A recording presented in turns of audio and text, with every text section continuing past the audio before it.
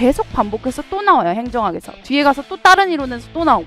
이 외부 효과가 뭐냐면 내가 의도하지 않았지만 제3자에게, 남한테 피해를 끼치거나 긍정적인 효과를 미치는 거예요. 내가 의도 안 했는데. 예를 들어 이런 거죠. 제가 강의를 하다가 목이 너무 아파서 공기청정기를 다음날 가져왔어. 근데 제 의도는 뭐예요? 내가 목이 아파서. 근데 같이 있는 여러분들이 좋은 공기라는 서비스를 받게 되잖아요. 의도하지 않았지만 내가 누군가한테 긍정적인 효과를 끼치는 걸 외부 경제, 다른 말로 긍정적인 효과라고 합니다. 긍정적 외부 효과.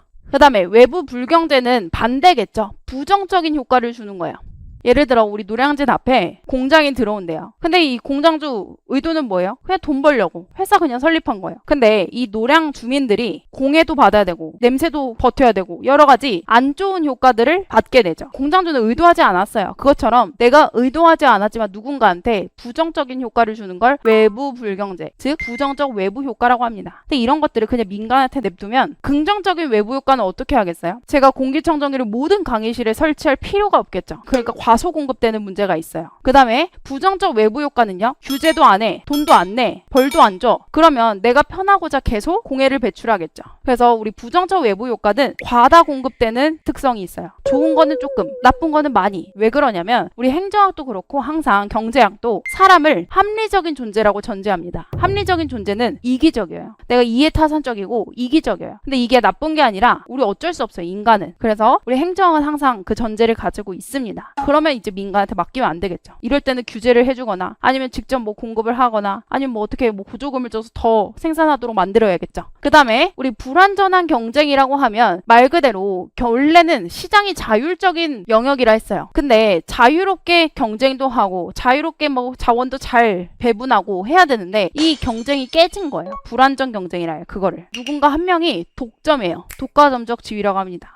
대기업이 독점을 하기 시작해. 그러면 물론 상대적으로 서로 차이는 있지만 한 기업이 독점하기 시작하면 그때는 자유로운 경쟁이 깨졌다라고 해석하는 거예요. 그럼 어떻게 되겠어요? 공직에서 규제를 주거나 아니면 직접 뺏어와야겠죠. 뺏어와서 우리 공직에서 생산을 하거나 이런 식으로. 그래서 이것도 당연히 불완전한 경쟁 자체가 독과점적 지위를 가졌기 때문에 시장 실패의 원인 중 하나인 거죠. 여기 독점이 또 나와 있는데 얘는 그냥 독점이 아니라 자연 독점이에요. 그럼 자연 독점이 뭐냐? 자, 제가 한 가지 예시를 가져왔는데 이거를 비용 체감 산업이라고 하는데 이런 전기, 수도 이런 것들, 전력 사업들 이런 것들이 왜 비용 체감 산업이냐면 우리 비용 체감 산업은요. 초기 비용이 굉장히 많이 들어요. 왜? 이런 원자력 발전소 설치해야 되기 때문에. 그래서 초기 비용은 굉장히 많이 드는데 특징이 있어요. 시간이 지나면 지날수록 우리 발전소는 한 번 설치하면 끝이잖아요. 그럼 시간이 지나면 국민들이 전기 요금, 수도 요금 사용하면서 돈을 벌어. 그러면 시간이 지나면 지날수록 내가 생산하는 돈, 평균 비용이 떨어지고요. 그렇다 보면 대량 생산이 가능해져요. 내가 생산하는 비용은 떨어지면서 대량 생산이 가능해집니다. 우리도 물건 살 때 한 자루 사는 것보다 세트로 살 때 조금 더 할인 많이 해주고 싸듯이 대량 생산이 가능한 거를 규모의 경제라고 해요. 그래서 이런 비용 체감 산업의 특징은 뭐냐면 처음에 돈이 많이 들어. 그러나 대량 생산 가능하다고 하는 특징들을 가지고 있는 거죠. 근데 이게 왜 시장 실패냐? 처음에 예를 들어 전기 산업을 하고 싶어. 근데 이미 이 전기 사업을 먼저 들어와 있는 사람들이 초기 비용도 마련했어. 그 다음에 시간이 지나면서 평균 비용도 떨어져. 대량 생산이 가능해. 그러면 자연스럽게 그 산업에서 독점하게 돼요.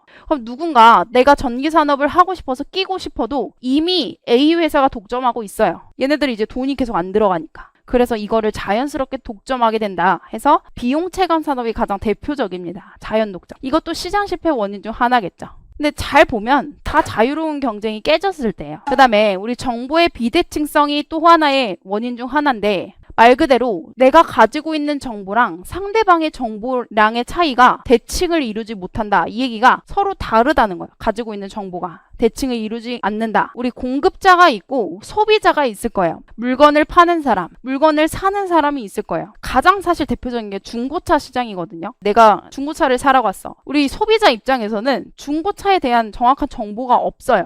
정확한 정보가 없으니까 높은 가격을 부르지도 못해. 정보가 없으니까 계속 낮은 가격만 부르겠죠. 이 중고차 시장에 있었던 사람들 중에 누가 남냐? 진짜 좋은 차를 가지고 있는 사람들은 이 가격이면 나 차라리 안 팔래 하고 여기서 다 빠져나가겠죠. 그럼 여기에 남아있는 사람들은 진짜 안 좋은 차량을 가지고 있는 사람들만 남게 되겠죠. 나는 어차피 정보가 없으니까 비싼 가격도 못 불러. 낮은 가격만 불러. 내가 소비자 입장에서 이미 좋은 차들은 다 빠져나갔어요. 이 시장에서. 그러면 애초에 이 선택지 자체가 잘못된 거예요. 그래서 이걸 역선택이라고 합니다. 애초에 선택 자체가 정보량의 차이로 발생한 문제이기 때문에. 그래서 우리 정보의 비대칭성 하면 딱 두 가지 특징을 가지고 있어요. 역선택의 문제가 일어나고요. 그 다음에 도덕적 해이의 문제가 일어나요. 이 도덕적 해이는 뭐냐면 얘는 역선택은요. 내가 이 차를 사기 전에 일어난 계약 전의 행위예요. 차를 운행하기 전이에요. 계약 전에 선택 자체가 잘못돼서. 그래서 역선택, 계약 전의 행위고요.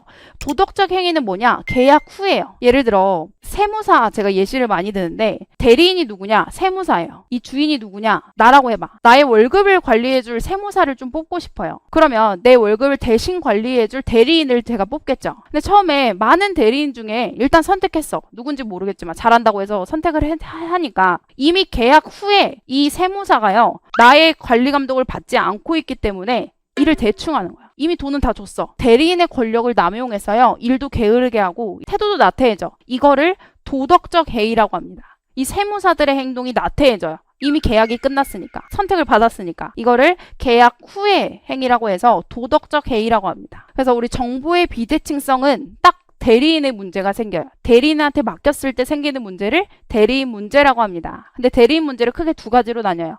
역선택과 도덕적 해이. 계속 반복해서 또 나와요. 행정학에서. 뒤에 가서 또 다른 이론에서 또 나오고. 그러면 우리가 지금 알고 있어야 되는 거는 정보의 비대칭성이 시장 실패의 원인 중 하나다. 이건 확실히 알고 있어야겠죠. 그죠? 대리인의 문제가 생기는 거. 정보의 비대칭성으로 인해서 대리인의 문제가 생긴다. 이런 것들은 시장한테 맡기면 서로 속일 거예요. 계속.